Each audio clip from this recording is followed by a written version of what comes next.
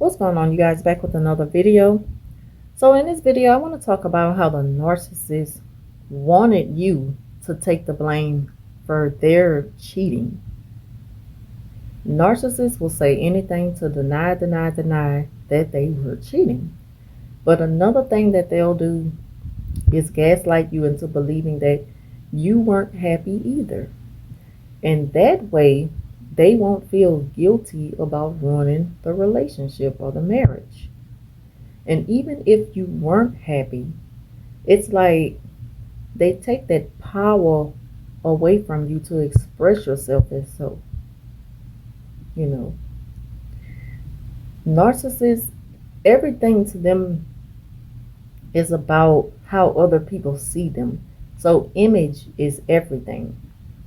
And they need you to take partial responsibility for anything going wrong so that, that'll give them a false explanation of not knowing. I didn't know you felt that way. Well, I didn't know that you would feel that way. Quote unquote. They love using not knowing,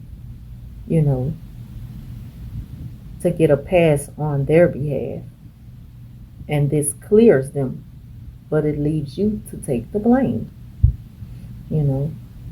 Like them old folks say, they some low down, dirty, rotten somethings. And then they begin to just look different to you. Because when you're going through those first stages of the breakup, you're going to be angry. You're going to be mad. And you have every right to be. Because they didn't keep their end of the bargain. They cheated. They didn't play fair. They did something that was the furthest thing from your mind. And you thought that if you do everything the right way and in order, that maybe they'll do it too. But you cannot expect that from a narcissist. I mean, you really, we take a chance with anybody, but narcissists, it'll never just be the two of you. It's going to always be a third person. It's going to always be somebody else on the side. If not now, eventually it's going to happen. The narcissist is just taking a break with you when they're with you, when things is going good.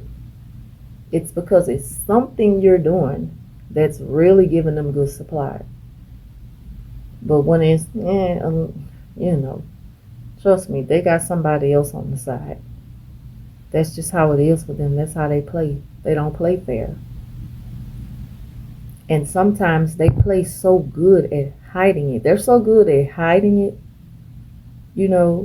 It's like they get sloppy with it on purpose because they get bored and they're just evil like that. And they want you to kind of put together the clues to figure out that maybe someone else is on the side. That way, it kind of makes it easy for them to put it all out in the opening. Yeah, they're dirty. And they stink. They literally begin to stink and carry body odors.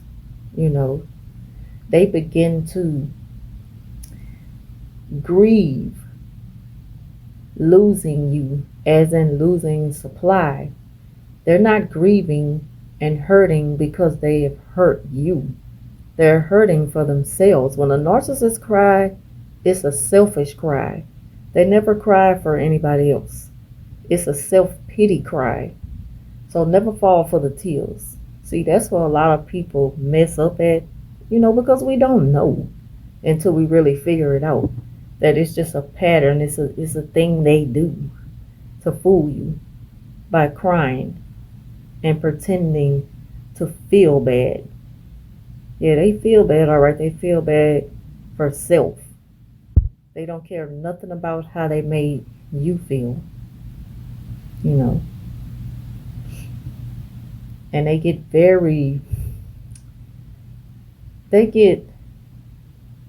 in a way to where Okay, so you want to figure out where do we go from here. So, okay, I'm gonna do it like this, or do you want to do it like that?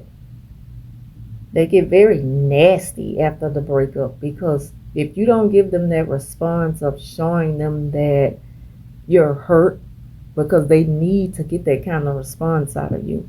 It gives them supply to know that they are hurting you. They need to see it. Pure evil. But that's who they are, you know. So they begin to do little things, knick-knack things, that become very childish and petty and bothersome. They start to just pick with you and without even really saying anything, you know. They start to let the their appearance just go. They let themselves go a little bit. I mean, they already don't look much of nothing.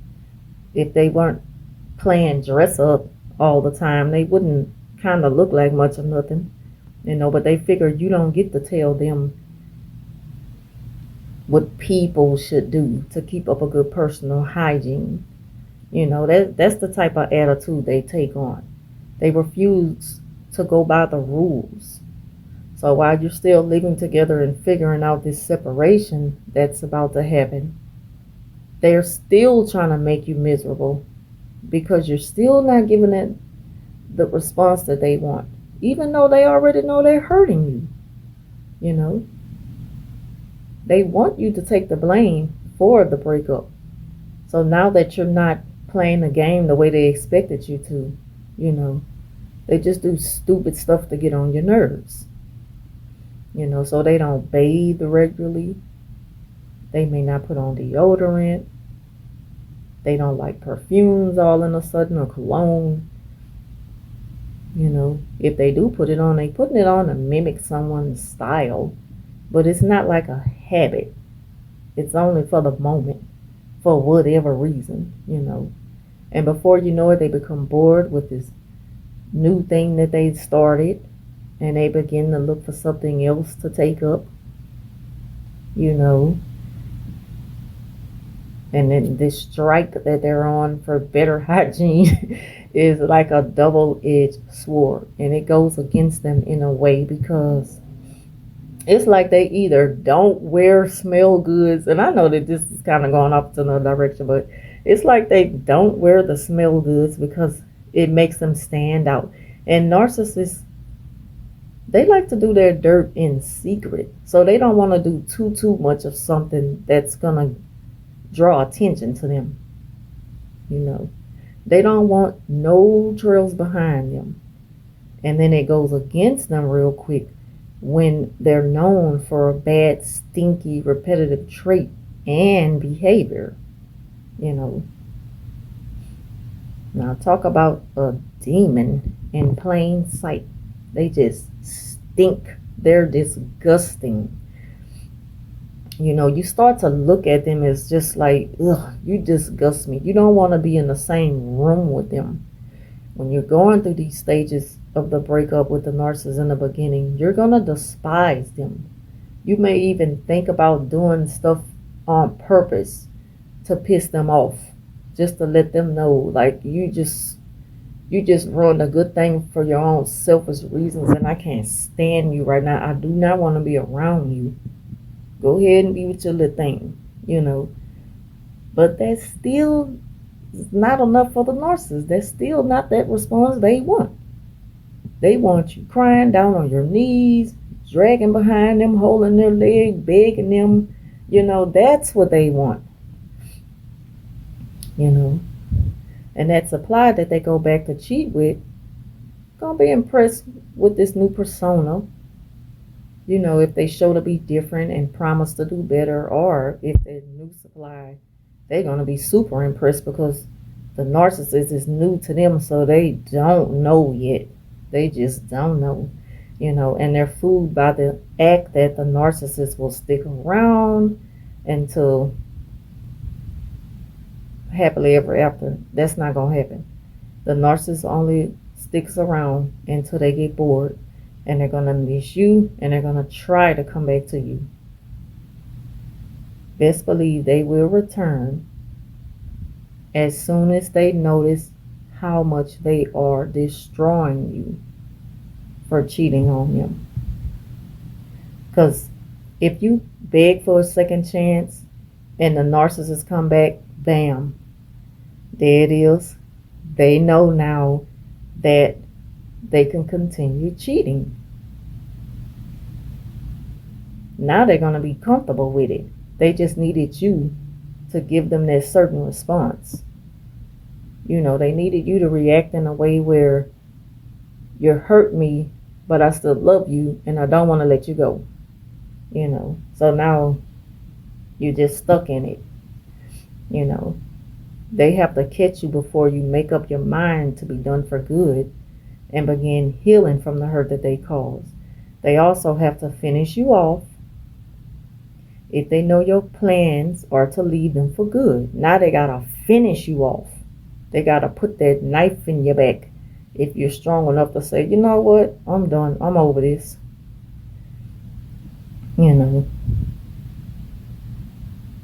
Or either their master Satan gonna deal with them accordingly. And they don't want no smoke with Satan. Because they know one thing for sure. If Satan get hold to them for messing up this plan that he had set for them, if they gonna go down, they gonna take you down with them. Or they gonna try to. And one sad truth that happens when a narcissist causes a breakup is when the supply pulls away and denying the fact that the narcissist is at fault. That's sad. But that's a good thing for the narcissist. The narcissist gains power and they go into denial and self-blames or pretend that they are so strong. Not the narcissist, the supply. What normally happens is they go into denial and start to self-blame that, maybe it was me, maybe it was something that I did to cause you to pull away and go towards someone else. That goes in favor of the narcissist. They love it when you do that to yourself. And they want you to believe that because they want you to take the blame for their behavior, their wrong behavior. This is gaslighting. And this gives them the power to uphold that false narrative. You know that breakups take a toll on anyone, no matter whether the partner is a narcissist or not. But with normal breakups, people go their separate ways and they begin to focus on going into different directions. And they try to make peace with it.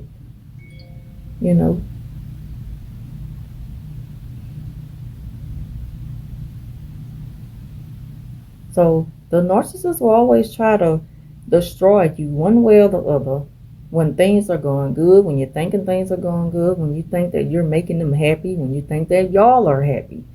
They will go off and ruin it because they're bored, not because you're not doing the right thing. So don't blame yourself. It wasn't you. It's them. They become just that bored. They never have enough. They're never satisfied, and you will never be enough. No one will ever be enough for the narcissist. They're going to always go out looking for the next best thing. And it's all about how someone else makes them feel.